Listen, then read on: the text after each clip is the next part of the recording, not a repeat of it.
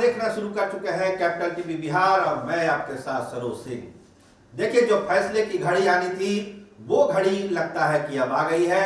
NDA में seat sharing को लेकर जो विवाद और रायता फैला हुआ था उसको आज समेट लिया जाएगा। आज शाम एक महत्वपूर्ण बैठक हो रही है सहयोगी दलों की, जिसमें यह तय कर दिया जाएगा कि चिराग पासवान का होना क्या है और अन्य सहयोगी दलों को कौन कौन सी और कितनी सीटें मिलनी है।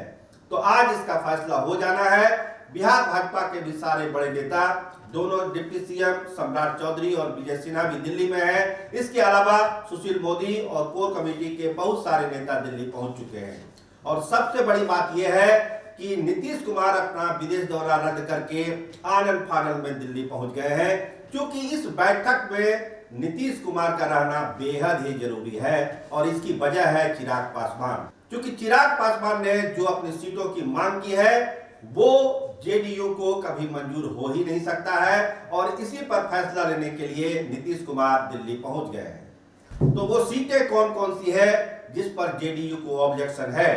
एक तो सीटों की संख्या को लेकर भाजपा को भी ऑब्जेक्शन है, लेकिन जो सीटें चिन्हित की गई है उसमें नीतीश कुमार का पारा 7वें आसमान पर है, क्योंकि सीटिंग गेटिंग का जो फार्मूला है इस मांग से वो पूरी तरह से धाराशाही हो रहा है।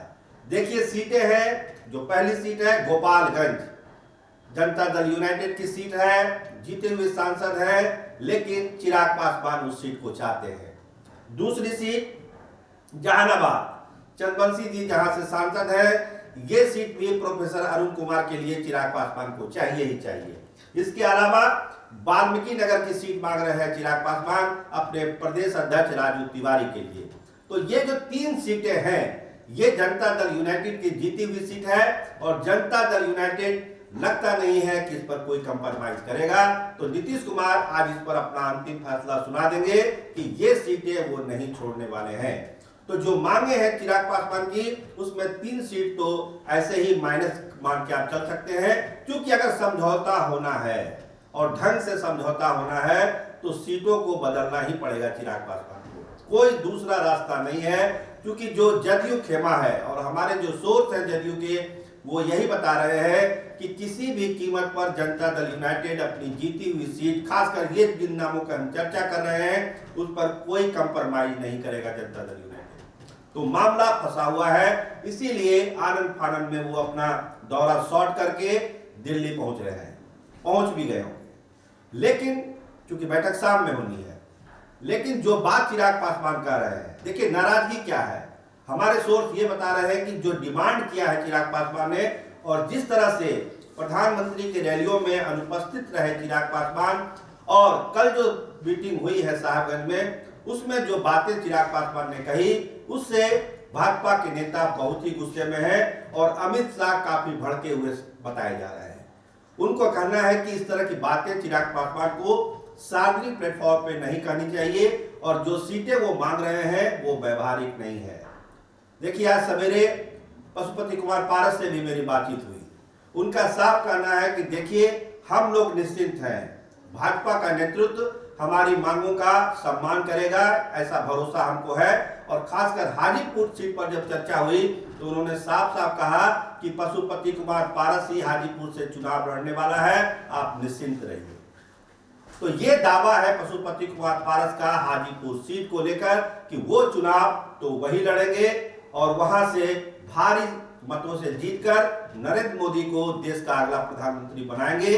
ये पारस जी का एक वादा भरोसा है।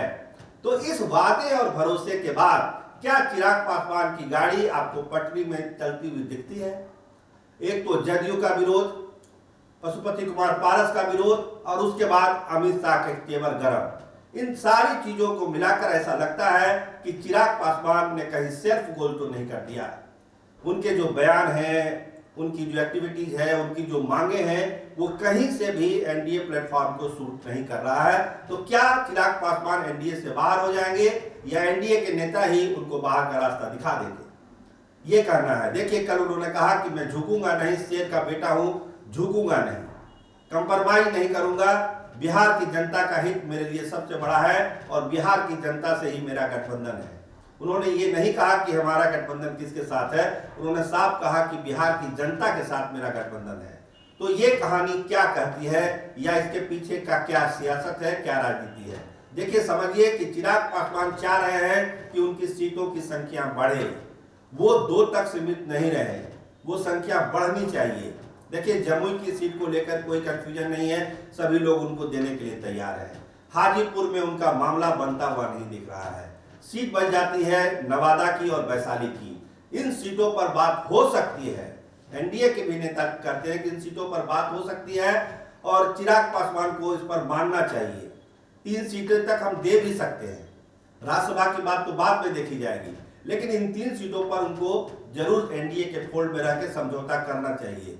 नीतीश कुमार को भी बहुत दिक्कत नहीं होगी, हालांकि वो तो चिराग को लेकर इस तरह की बातें करते हैं कि चिराग क्या करेगा एनडीए फोल्ड में रह के, उनको जहां जाना है जाने दीजिए।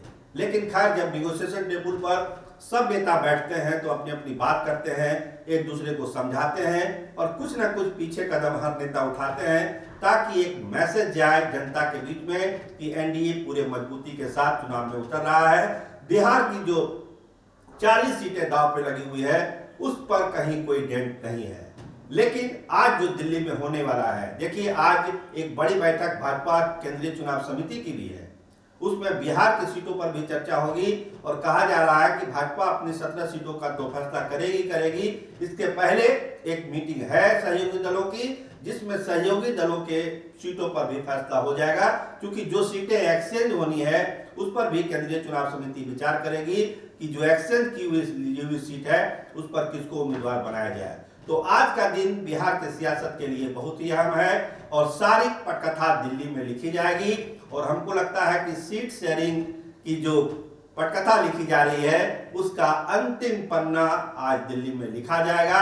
तो सबका इंतजार है कि उस अंतिम पन्ने में लिखा क्या जाता है, क्या एनडीए में चिराग पासवान रहेंगे या बाहर जाएंगे, हाजीपुर की सीट पर कंप्रोमाइज करेंगे, कितनी सीटों पर लड़ेंगे, जनता दल यूनाइटेड कि अपनी जीती हुई सीटें क्या छोड़ेगा या उस पर एडिंग रहेगा, जनता दल यूनाइटेड को कितनी सीटें मिलनी है। इसके अलावा उपेंद्र कुशवाहा और जीतन राम मांझी का भी आज तय हो जाएगा कि आपको मिलना क्या है। इसके अलावा एक और बड़ी खबर आपको हम बता दें कि आज मुकेश सहनी के सीट पर भी फैसला हो जाएगा और एनडीए में उनके शामिल होने की घोषणा भी आज हो सकती है। तो देखिए, राजनीतिक तौर पर आज का दिन बड़ा गहमागहमी वाला है। इंतजार करिए दिल्ली से आने वाली खबरों का, हम आपको अपडेट कराते रहेंगे।